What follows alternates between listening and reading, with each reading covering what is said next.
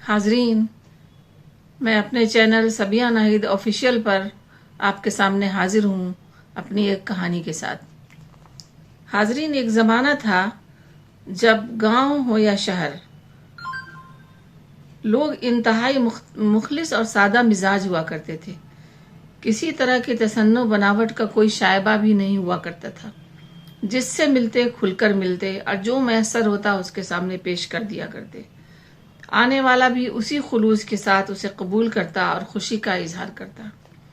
उस माहौल के बच्चे भी बड़े मस्त मौला हुआ करते थे। ईद का मौका हो या शादी का मौका, नए कपड़े बन गए, उसी में खुशी से फूले नहीं समाते। क्या रंग है, क्या डिजाइन है, इससे उनका कुछ लेना देना नहीं होता।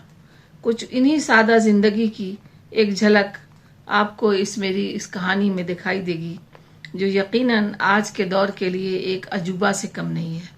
लेकिन अगर हम सच्चे दिल से महसूस करें और मुवाजना करें तो हमें ये एहसास होगा कि हमने जिंदगी को कितना मुश्किल और कॉम्प्लिकेटेड बना लिया है, जिसकी एक बड़ी वजह मुकाबला आराई और एक दूसरे पर सबकत ले जाने की होड़ है।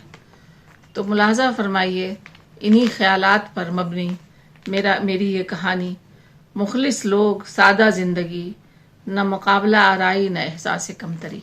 वो क्या ही ज़माने थे जब बच्चों के अंदर एक अलग किस्म की मासूमियत हुआ करती थी।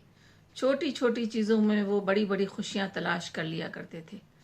ईद में नया कपड़ा बन जाए, यही इतनी खुशी का बास होता जिसका जवाब नहीं।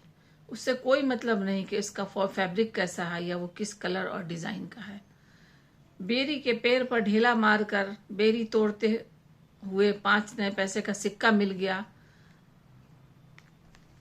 तो किसी ने नए तो खुश हो जाते।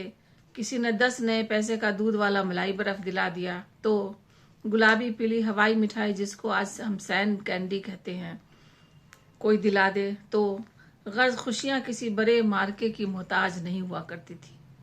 कोई ड्रेस जब अम्मी ने सिलकर तैयार की या दर्जी के यहाँ से सिलकर आई तो खुशी के मारे बार बार बक्स में से निकाल कर देखना और खुश होना क्या ही मज़े देता था।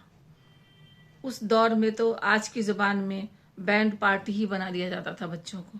शायद आप मेरी बात नहीं समझे। दरअसल ईद का कुर्ता पजामा तो सबका सफ़ेद बनता था।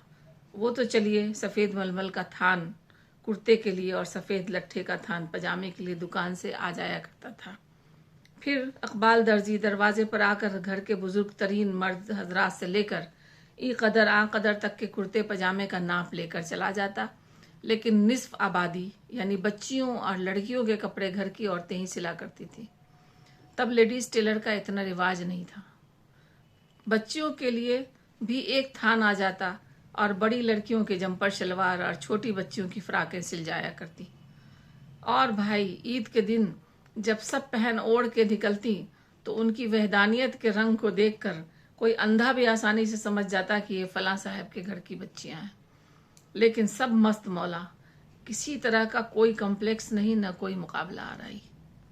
मेरे वालिद की मुलाजमत कोऑपरेटिव डिपार्टमेंट में थी, लिहाजा वो अक्सर कंट्रोल रेट वाली दुकान से हम लोगों के लिए ड्रेस मटेरियल ले आया करते थे।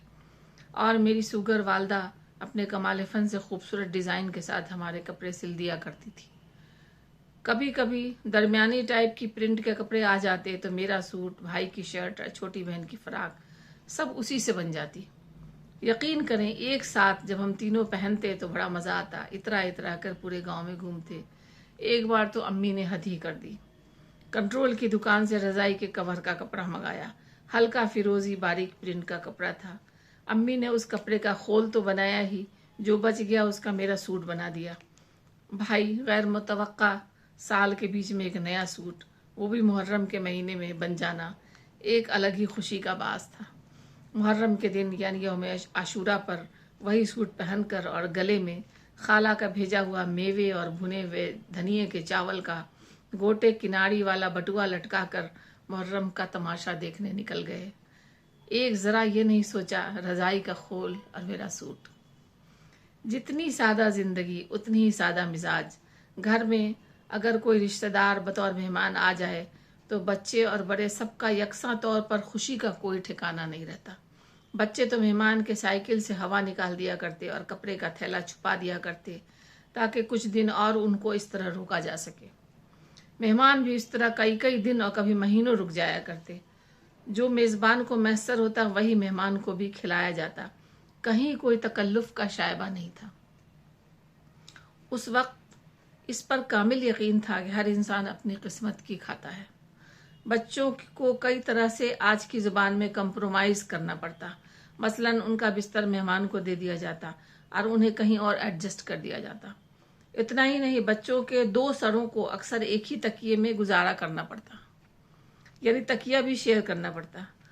گاؤں میں کسی لڑکی کی شادی ہوتی تو گاؤں کے ہر گھر میں شادی جیسا ماحول بن جاتا۔ سبھی لوگ بارات کو ٹھہرانے کی غرض سے اپنے اپنے گھروں کا رنگ روغن کرواتے۔ واضح رہے اس وقت بڑے بڑے بارات گھر نہیں ہوا کرتے تھے، لہٰذا گاؤں کے سبھی لوگ ایسی تیاریاں کرتے مانو ان کے گھر میں ہی شادی ہو۔ آج سب کچھ میسر ہے، لیکن لوگ مقابلہ آرائی کے چکر میں پڑ کر احساس کمتری اور تناؤ کا شکار ہو رہے ہیں۔ ایک دوسرے پر سبقت لے جانے کی ہوڑ میں ہم آپس کے بے حد خوبصورت رشتوں کو پامال کر رہے ہیں۔